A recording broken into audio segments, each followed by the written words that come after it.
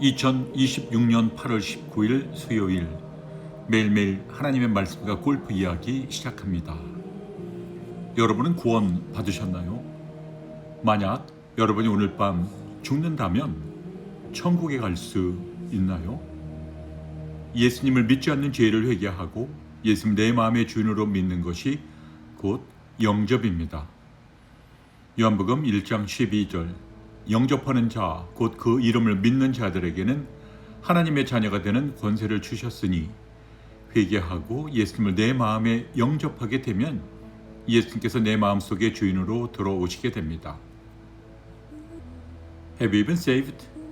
If you were to die tonight, would you go to the heaven, repenting of the sin of not believing in Jesus and receiving Him as the Lord of your heart? Is what it means to accept Him. John 1:12.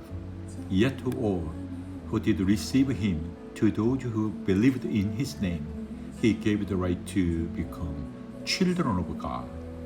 When you repent and invite Jesus into your heart, He comes in as the Lord of your life. Amen. 데살로니가 전서 2장. 형제들아, 우리가 너희 가운데 들어감이 헛되지 않은 줄을 너희가 친히 아나니, 너희 아는 바와 같이 우리가 먼저 빌립보에서 고난과 능력을 당하였으나 우리 하나님을 힘입어 많은 싸움 중에 하나님의 복음을 너희에게 말하였노라. 우리의 권면은 간사에서나 부정에서 난 것도 아니요 괴기에 있는 것도 아니라, 오직 하나님의 옳게 여기심을 입어 복음 전한 부탁을 받았으니, 우리가 이와 같이 말함은 사람을 기쁘게 하려 함이 아니요 오직 우리 마음을 감찰하시는 하나님을 기쁘시게 하려 함이라. 너희도 알거니와 우리가 아무 때에나 아첨의 말이나 탐심의 탈을 쓰지 아니한 것을 하나님이 증거하시느니라. 우리가 그리스도의 사도로 능히 존중할 터이나, 그러나 너희에게든지 다른 이에게든지 사람에게는 영광을 구치 아니하고, 오직 우리가 너희 가운데서 유순한 자 되어 유모가 자기 자녀를 기름과 같이 하였으니, 우리가 이같이 너희를 사모하여 하나님의 복음으로만 아니라 우리 목숨까지 너희에게 주기를 즐겨함은 너희가 우리의 사랑하는 자 됨이니라. 형제들아, 우리의 수고 애쓴 것을 너희가 기억하리니, 너희 아무에게도 누를 끼치지 아니하려고 밤과 낮으로 일하면서 너에게 하나님의 복음을 전파하였노라. 우리가 너희 믿음을 믿는 자들을 향하여 어떻게 거룩하고 옳고 흠없이 행한 것에 대하여 너희가 증인이요 하나님도 그러하시도다. 너희가 아는 바와 같이 우리가 너희 각 사람에게 아비가 자기 자녀에게 하듯 권면하고 위로하고 경계하노니, 이는 너희를 부르사 자기 나라와 영광에 이르게 하시는 하나님께 합당히 행하게 하려 함이니라. 이러므로 우리가 하나님께 쉬지 않고 감사함은, 너희가 우리에게 들은 바 하나님의 말씀을 받을 때에 사람의 말로 아니하고 하나님의 말씀으로 받음이니, 진실로 그러하다 이 말씀이 또한 너희 믿는 자 속에서 역사하시느라. 형제들아, 너희가 그리스도 예수 안에서 유대에 있는 하나님의 교회들을 본받은 자 되었으니, 저희가 유대인들에게 고난을 받은과 같이 너희도 너희 나라 사람들에게 동일한 것을 받았느니라. 유대인들은 주 예수와 선지자들을 죽이고 우리를 쫓아내고 하나님을 기쁘시게 아니하고 모든 사람에게 대적이 되어 우리가 이방인에게 말하여 구원 얻게 함을 저희가 금하여 자기들을 항상 채움에 높아심이 끝까지 저에게 임하였느니라. 형제들아, 우리가 잠시 너희를 떠난 것은 얼굴이요 마음이 아니니, 너희 얼굴 보기를 열정으로 더욱 힘썼노라. 그러므로 나 바울은 한 번 두 번 너희에게 가고자 하였으나 사단이 우리를 막았도다. 우리의 소망이나 기쁨이나 자랑이 멸류관이 무엇이냐? 그의 강림하실 때 우리 주 예수 앞에 너희가 아니냐? 너희는 우리의 영광이요 기쁨이니라. 아멘, 아멘, 아멘. 부활, 모든 사람이 믿을 만한 증거. 김성노 지음 19번째. 공동체로 하는 양육. 나는 예수님을 믿은 후 마태복음 28장 18절에서 20절에 모든 족속으로 제자를 삼으라는 말씀에 순종하여 1986년 무조건 캠퍼스에 들어갔다. 그리고 강원대학교 학생 6명을 만나 시작된 제자 양육은 30년이 지난 지금까지도 계속되고 있다. 내가 제자 양육의 길을 선택한 이유는 제자를 삼는 것만이 복음으로 이 세상을 정복할 수 있는 유일한 대안이며 교회의 가장 중요한 사명이라고 믿었기 때문이다. 그때 당시에 나는 춘천이 아닌 외지에서 온 6명의 대학생에게 나의 인생 전부를 걸었다. 주변에서는 그런 나를 보면서 너무 무모한 일을 하며 말리기도 하였다. 그러나 세계 복음화를 위한 한 사람을 예수 그리스도의 제자로 끌어내는데 모든 것을 드러내는 것은 사람이 보기에는 미련하고 느려 보여도 하나님께서 보실 때는 가장 지혜롭고 빠른 길이라고 확신했다. 나의 목회 철학은 오직 사람을 키우는 것이다. 그래서 목회를 시작하면서 어떻게 제자를 훈련할 것인가에 대해 많이 고민을 했다. 교회 안에서 사람을 키우기 위한 여러 가지 많은 방법이 있다. 1:1 양육을 비롯해 소그룹 성경 공부 모임, 소수 제자 훈련반 등 다양하다. 이러한 양육 방법들은 나름대로 장단점을 가지고 있다. 그러나 이 모든 양육 방법의 초점이 개인 신앙만을 위한 것인지 공동체 신앙만을 위한 것인지를 확실하게 점검을 하여야 한다. 하나님과 나만의 관계만을 중요시하는 1:1 신앙, 나 홀로 신앙은 초대교회와 같이 공동체 신앙과의 거리가 멀다. 이러한 나 중심의 신앙은 잘못하면 교회 공동체를 세우는 것이 아니라 무너뜨릴 수 있다.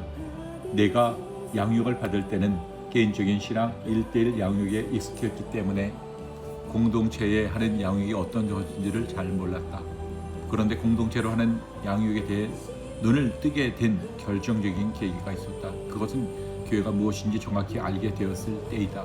내가 교회가 무엇인지 몰랐을 때는 한 사람이 거듭나는 것을 그저 한 영혼이 구원을 받는다는 측면만 생각했다. 그러나 한 사람이 거듭난다는 것은 그 영혼이 구원받을 뿐 아니라 교회 공동체의 일원으로 다시 태어남을 의미한다. 왜냐하면 죄가 회개하고 예수를 주인으로 믿을 때 성령께서 각 사람을 예수 그리스도와 연합시키기 때문이다.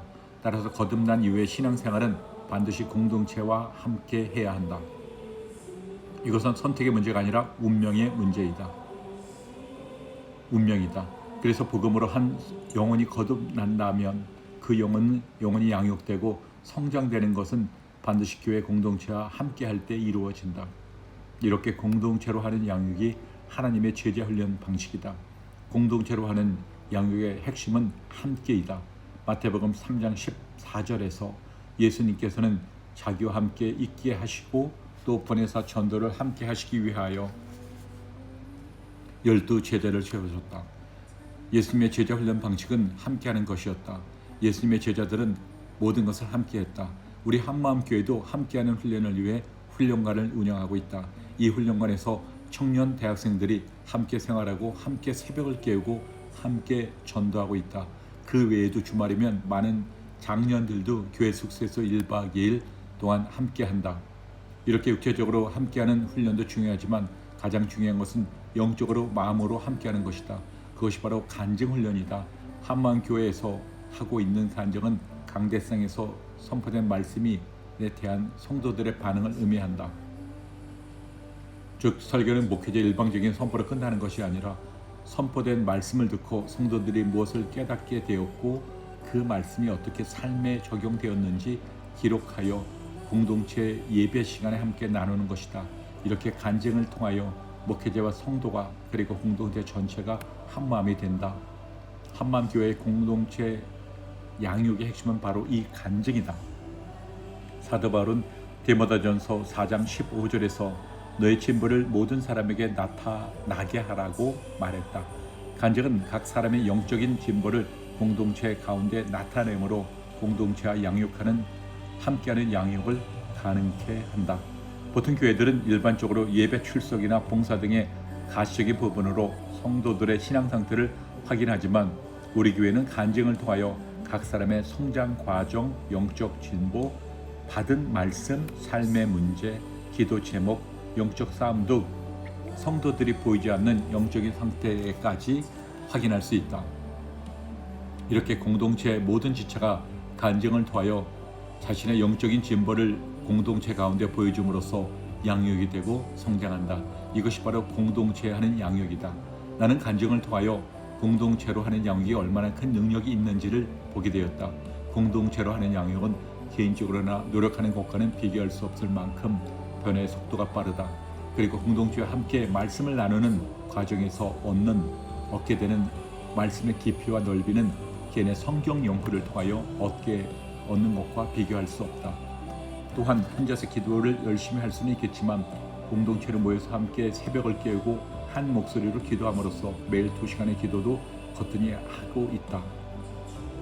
그리고 공동체로 하는 양육은 한 사람 한 사람을 공동체 전체를 믿을 수 있는 일꾼으로 길러낸다. 교회가 아무리 오래 다녀도 나홀로 신앙이면 어떤 사람인지 알 수가 없지만 공동체로 양육하면 간증을 통하여 그가 어떤 사람인지를 알 수 있기에 공동체의 일을 믿고 맡길 수 있다. 공동체로 하는 양육의 가장 근본이 되는 정신은 모든 성도가 사역자라는 것이다. 만약 교회에서 열정이 있거나 뛰어난 몇몇 사람들만 선발하여 양육했다면 양육을 받은 그룹에서는 자연스럽게 우월의식이 형성되고 양육을 받지 않는 그룹은 소외감을 느껴 교회는 서로 분류되었을 것이다. 그러나 공동체로 양육했을 때 공동체 전체가 영적으로 상향 평준화가 되는 역사가 일어난다. 마지막으로 복음으로 변화된 삶은 공동체와 함께할 때 보호를 받게 되고 더욱 성장하게 된다. 지난 CBS 어메이징 그레이스에 출연한 게임 중독자, 마약 중독, 알코올 중독자들이 변화될 수 있었던 것은 오직 복음의 능력이다. 그런데 그들의 변화를 지속되고 과거 중독자의 삶으로 돌아가지 않고 보호받고 더욱 성장할 수 있었던 것은 바로 교회 공동체와 함께 했기 때문이다. 교회 공동체와 함께 할 때 성장할 수 있고 넘어져도 다시 일어날 수 있다. 그리고 예배소서 6장 말씀같이 우리의 씨름임으로 치열한 영적 싸움에서도 공동체와 함께 할 때 승리할 수 있다. 아멘, 아멘, 아멘.